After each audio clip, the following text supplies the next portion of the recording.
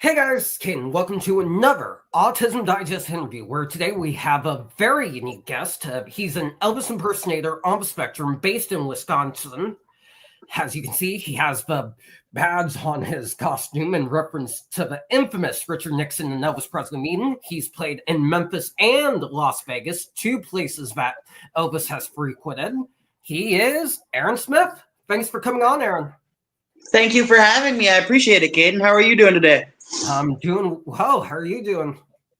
We're hanging in there. We're hanging in there. Hey, my first question for you is, for those that may not know who the name Aaron Smith is, what's your story in your own words? Well, I'm from a very small town in Wisconsin, and I'm an Elvis tribute artist, and I've been on the road for the last 4 years, doing my show and my tribute to the King, and raising awareness for people with autism as well as other different learning disabilities. That's amazing. My second question for you is, how do you think autism has helped you in your performing career? Oh gosh, I mean, it's helped me and hurt me, but I'd say it's helped me because it gets me to like want everything to be perfect right down to the wire. Yeah, honestly the same way with interviews or anything I do. Really, I work a pizza job in addition to doing this, and one thing they have me doing is making sub sandwiches. And for me, with autism, everything has to be exactly how it is in the guide, like exact positioning of the ingredients, exact positioning of the olives or the meats, and that kind of thing. So I totally get you. My next question for you is, just for fun, do you mind showing off a bit of your impersonation if I back you up on guitar Oh, specifically? absolutely. I love some good picking. What songs do you know? I don't want to put you on the spot, but I can do anything. But what works? It's all right. This is a bit of a tradition around here. If there's a performer, I like to jam out with them. All right. How about We're caught in a trap. I can't walk out. Oh, Because accurate. I'll let you know. How about a bit of Hound Dog? Ready? oh, sure, let's do it. Let's do it. 1, 2, 3. You ain't nothing but a hound dog, crying all the time. You ain't nothing but a hound dog, crying all the time. Well, you ain't never caught a rabbit, and you ain't no friend of mine. What I said to us high class. There we go. That's amazing. That's very, Thank you. very accurate. My fourth question for you is, what is your favorite Elvis memory, or how did you get into Elvis Presley specifically? Oh gosh. As a young kid, I watched "That's the Way It Is," which was a film. It was filmed in 1970. I almost said 77. 70 when Elvis started his career in the 70s, and it was filmed at the International Hotel at the Hilton. And I saw that when I was like really young, and I just was fascinated on how the man could captivate a room and an audience of people at that time in Vegas. It was very, Frank Sinatra, Dean Martin, stuffed shirts, ties. People were squares, as they say. But I thought it was interesting how he could transform music in Vegas to the crowds that were, very stuffed shirt and very square, and transcended that to the audiences of young and old that came to see him. Yeah, that's amazing. I love all the old music, and Elvis specifically, and also Kurt Cobain. It amazes me how they were able to put the crowd in a trance due to the sensationalizations of their time. So I totally get what you're saying. I like Kurt Cobain too. It's the same thing. It's another young tragedy. We lost him far too young. Yeah, exactly. My next question for you is, you played in both Memphis and Las Vegas, two places that Elvis is very well known. And which of the two were your favorite specifically, and why? Oh, it's hard. It's hard to say. It's hard to say because out of all the places I've been, I've only been in the States just because it's really expensive to travel outside the States. But out of the two, they both have Elvis facets but I love Memphis. But I would have to say Vegas, just because of my OCD. I love Vegas. I love Vegas history. I love anything Las Vegas from like the '60s to the '70s. So being able to play in Las Vegas for the first time was such a dream to me because I didn't think I'd ever accomplish that, let alone get to appear in Vegas and visit and do some appearances at the Westgate, formerly the Hilton, where he was always selling out shows when I was like his home away from home. So that takes the cake for me. If I had to favor, I would favor Las Vegas. Yeah, I'm the same way. I went to Vegas personally when I was 10 years old. Lucky? No. Changed a lot since then, of course, but it's a really fun place. My next question for you is Where did you go while you were there? Do you remember? one of the places we went to was for Rio. I went there with my family, Rio, which has one of the longest buffets in world, actually. We went to a lot of different buffets, and there I had a pancake there with like 5 different animals, 7 creme brulees, which is a French dessert. And right when we were about to leave, normally people in Vegas throw up after they drink too much. In my case, I puked after I ate too much. Oh no! Well, at least you got your money's worth, right? Yeah, I did. There's a lot of places in Vegas that I want to go to once I raise enough money to go there again, because I loved it. My next question for you is: it wasn't. People thought it would be overstimulating for someone with autism. I thought it was the most relaxing thing. Aside from doing my show on stage, when I went to sightsee, I just thought it was great. It wasn't too much for me. I'm an extrovert. I think that's what it's called. I like lights and sensory if it's to my liking.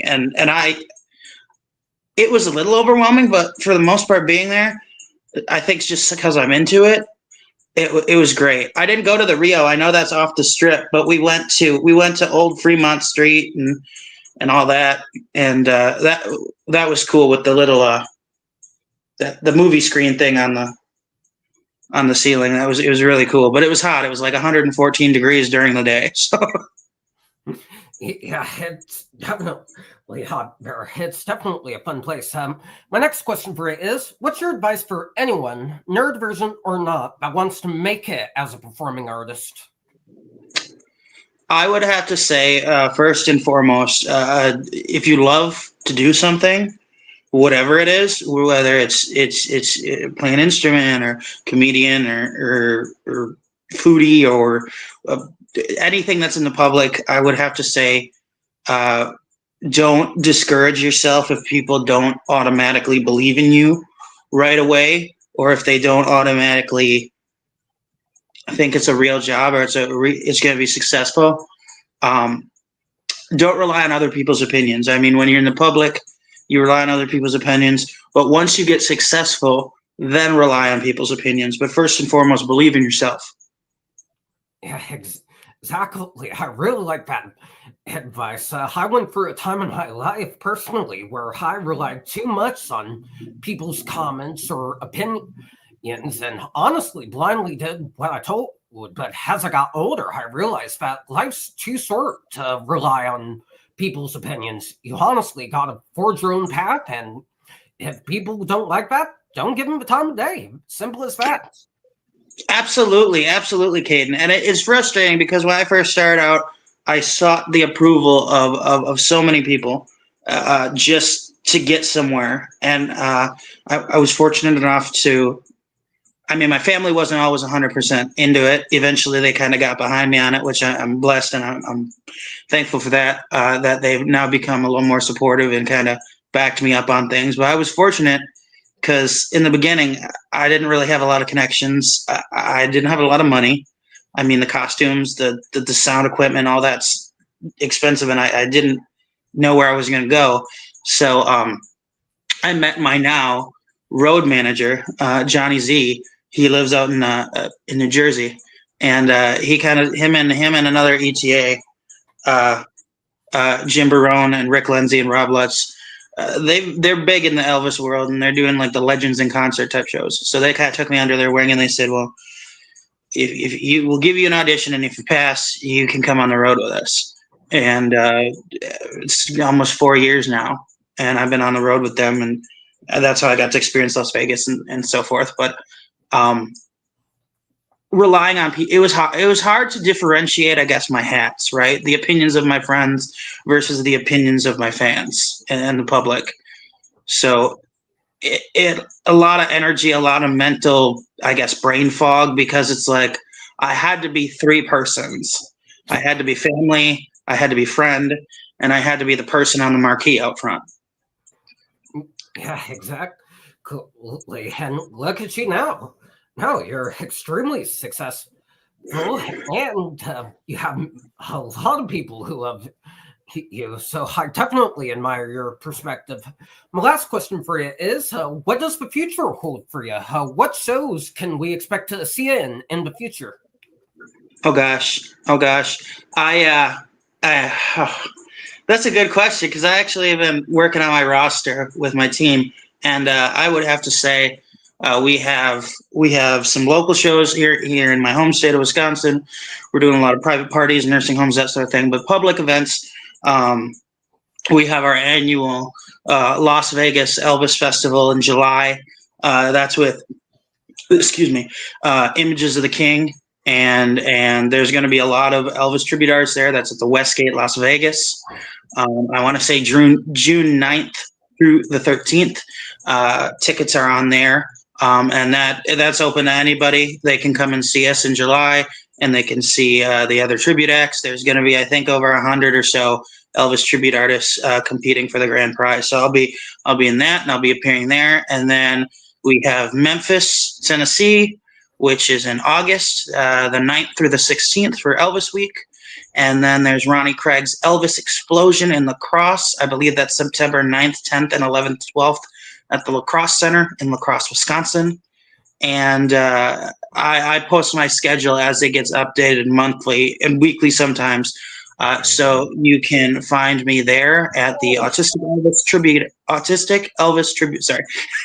A lot of words, man. Autistic Elvis Tribute Artist on Facebook and on Instagram. Those are my socials. And yeah, hopefully we're working on something in Australia in October across the pond. So that's going to be in the works. I'm working with a friend of mine named Dion. He's a very well-known Elvis tribute artist in Adelaide, Australia. So we're working on that. That should be in October. But yeah. Yeah, you definitely have a lot going on. We'll be sure to look out for you. Anyway, that's going to do it for this interview, guys. Thank you so much to Aaron Smith for coming on and sharing his story. If you guys want to see more amazing Autism Digest interviews, be sure to like, comment, and subscribe to the Autism Digest channel. Check out our new issue by going to autismdigest.com. And just a reminder that our interviews are now on Spotify. So if you want to check those out, type in Autism Digest. Thank you guys so much for watching, and we'll see you in the next one. Thank you very much.